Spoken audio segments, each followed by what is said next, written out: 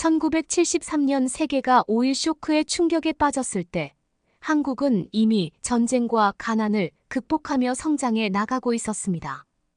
그러나 이 에너지 위기가 한국 경제에 미친 영향은 상상 이상이었습니다. 이제 이와 유사한 국제 분쟁이 다시 발생한다면 우리는 어떤 영향을 받게 될까요? 이스라엘과 하마스 간의 갈등은 단순히 중동 지역의 문제가 아닙니다. 에너지와 경제, 그리고 외교까지 한국에 어떻게 영향을 미치는지 알아보겠습니다. 1991년 걸프 전쟁 당시 국제 유가는 몇 주 만에 100% 이상 급등했습니다. 그때 한국 경제는 어떤 충격을 받았을까요? 한국은 에너지 수입 의존도가 높은 나라입니다. 중동 분쟁이 장기화되면 유가가 급등하고 이는 한국의 경제 전반에 큰 타격을 줄 수밖에 없습니다. 마치 빠르게 달리는 스포츠카의 연료가 부족한 상황을 상상해 보세요. 연료가 없으면 아무리 강력한 엔진도 소용이 없겠죠. 이스라엘과 하마스의 분쟁이 바로 그 연료 공급에 문제가 생기게 할 수 있습니다. 여러분, 만약 내일 휘발유 값이 2배로 오른다면 어떻게 될까요? 한국 경제는 어떤 어려움을 겪게 될지 생각해 보세요. 2008년 글로벌 금융위기 때 한국은 수출 주도형 경제 구조 덕분에 큰 타격을 받았습니다. 하지만 그때 한국 기업들은 빠르게 대응해 위기를 극복했죠. 그런데 중동의 원유 공급 차질로 인한 원자재 가격 상승은 이보다 훨씬 큰 충격을 줄 수 있습니다.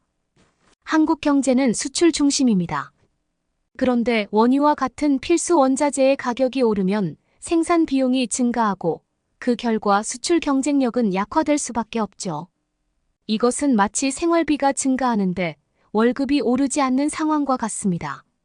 만약 여러분이 생산비가 오른 기업의 입장이라면 어떻게 대응할 수 있을까요?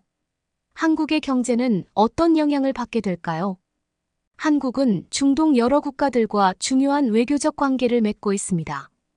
특히 사우디아라비아, UAE 같은 에너지 생산국들과의 협력은 필수적이죠. 하지만 이스라엘과 하마스 간의 분쟁은 중동 전체의 긴장을 고조시킵니다. 미국은 이 갈등에 강하게 개입할 가능성이 높으며 한국도 미국과의 동맹 관계에서 이 문제를 외면할 수 없습니다. 이것은 단순한 외교 문제가 아닙니다.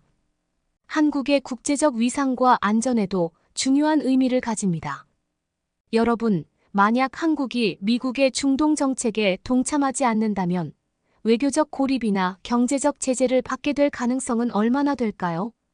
이것은 단순한 추측이 아니라 우리가 직면할 수 있는 현실입니다. 2022년 러시아와 우크라이나의 전쟁이 세계 곡물 시장에 충격을 주었습니다.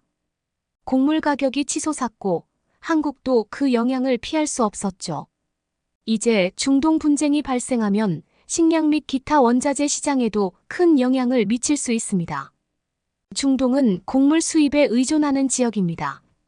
전쟁으로 물류가 차단되면 글로벌 곡물 시장이 불안정해질 것이고 그 영향은 한국에도 직접적으로 다가옵니다. 글로벌 식량 시장은 마치 얽힌 실타래 같습니다. 하나의 실이 끊기면 다른 모든 부분에도 영향을 미칩니다. 여러분, 만약 곡물 가격이 50% 상승한다면 우리의 식탁에는 어떤 변화가 생길까요? 한국은 이미 재생에너지로의 전환을 추진하고 있습니다. 하지만 중동의 원유 의존도가 여전히 높기 때문에 당장 이 전쟁이 끝나지 않으면 큰 충격을 받을 수밖에 없습니다. 재생에너지로의 전환을 가속화하는 것은 우리의 선택이 아니라 필수입니다. 만약 한국이 완전히 재생에너지로 전환된다면 중동 전쟁이 더 이상 우리의 경제를 흔들지 않게 될 수도 있습니다. 이것은 단순한 꿈이 아니라 우리가 현실화할 수 있는 미래입니다. 여러분, 과연 한국은 중동의 에너지 의존에서 벗어날 수 있을까요? 그리고 그때 우리는 어떤 새로운 기회를 맞이하게 될까요?